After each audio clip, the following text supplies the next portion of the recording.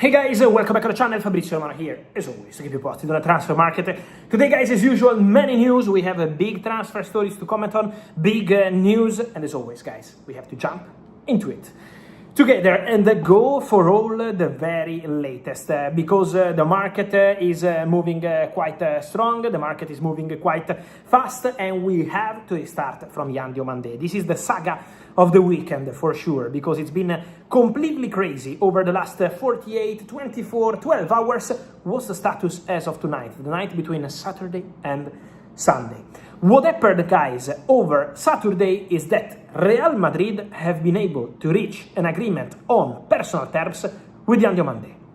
So the decision made by Yan Diomandé and the decision made by Real Madrid is to give the green light to the contract. After Real Madrid have been in Germany with a secret mission, I told you about this over the recent days, and then they had the opportunity to meet also with people close to Yan Diomandé, same agents as Vinicius Jr., Real Madrid have reached an agreement on contract terms. Salary, length of the contract, 5 years, 2031, and also the details of the salary. Everything is in place between Diomandé and Real Madrid.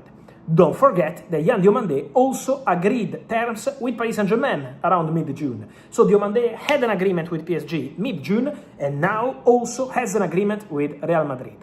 This story is now going to be a battle in the next hours, and I don't think it's going to be a very long one we will bring till the end of August, till deadline day. I think this is going to be a saga to be decided in the next days. Because, first of all, let me clarify something. Over Saturday evening, Saturday night, there were rumors of Red Bull Leipzig maybe selling the player to Real Madrid now and letting him stay on loan to Leipzig. The idea to keep the player on loan was at the beginning of June for Leipzig, but now Leipzig know that it's going to be very difficult to keep Yan Diomandé. Diomandé wants to go to his next club immediately. Diomandé wants to play for his next club immediately. And this is the intention of the boy. He doesn't want to stay at Leipzig. He wants to go to a new top club. Green light to Real Madrid after he gave green light to Paris Saint-Germain.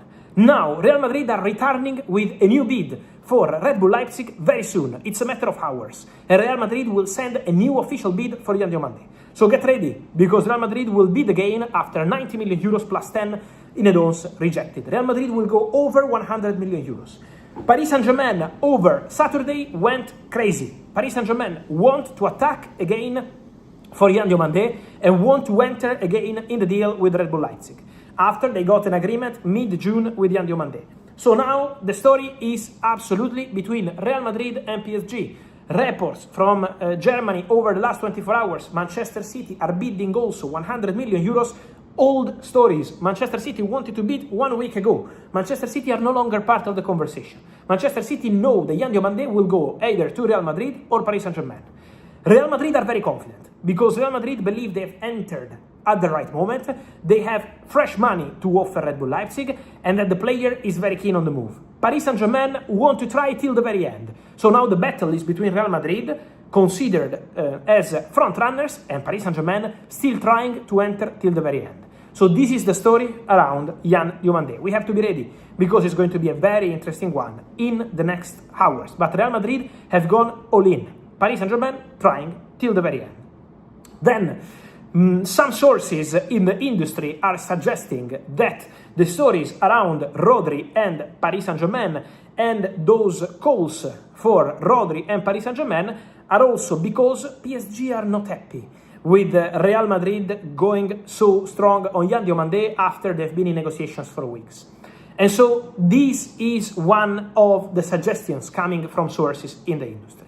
Don't forget that Real Madrid are talking to Rodri agents, but still waiting to make a bid to Manchester City because they need the green light of the president. They need the green light of Florentino Perez to proceed and make a bid for Rodri to Manchester City. This is why club to club, City, Real Madrid has not started, because this depends on Florentino.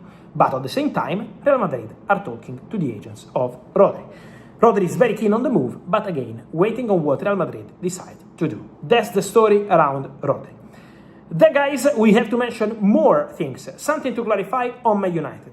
There is a difference on two profiles being linked over the recent days. I would say 2-3 profiles.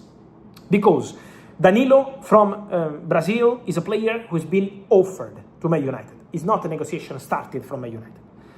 Manu Kone is a player that Manchester United have under consideration. Man United spoke to the agents of the player. Man United had concrete conversations with the agents of the player, but Man United are yet to reach out to Roma because they are yet to decide which player they want as defensive midfielder. So Man United have not started an official negotiation with Roma, have not sent an official bid for Manu Kone because of what they want to do in midfield. But Danilo has been offered to United.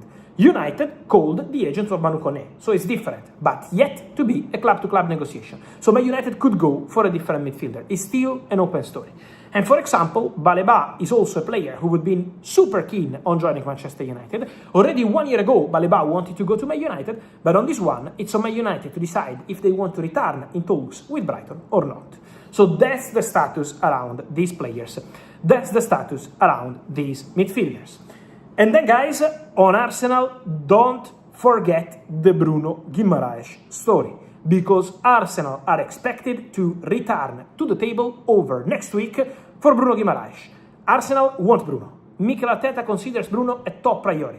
So Arsenal are expected to be back in direct negotiations with Newcastle from next week. It's going to be an important week of new contacts. Then, if the deal can get done already next week or not, this depends on the negotiation, on the two clubs. The player has agreed personal terms with Arsenal. So Arsenal and Bruno Guimaraes have an agreement. Mikel Arteta is pushing to get Bruno Guimaraes because Mikel Arteta considers Bruno Guimaraes the perfect midfielder for Arsenal project. But now Bruno is keen. Arsenal are ready, depends on the agreement with Newcastle. But Arsenal are not giving up. Arsenal are ready to go strong for Bruno Guimaraes. So it's going to be a crucial moment for this negotiation. Obviously, Arsenal are going to be busy with this one. Obviously, Newcastle already signed Bamba in midfield, but it's also true that they also lost Sandro Tonali. Newcastle have always been in conversation over the recent days also for Bergwall, but there is also Nottingham Forest.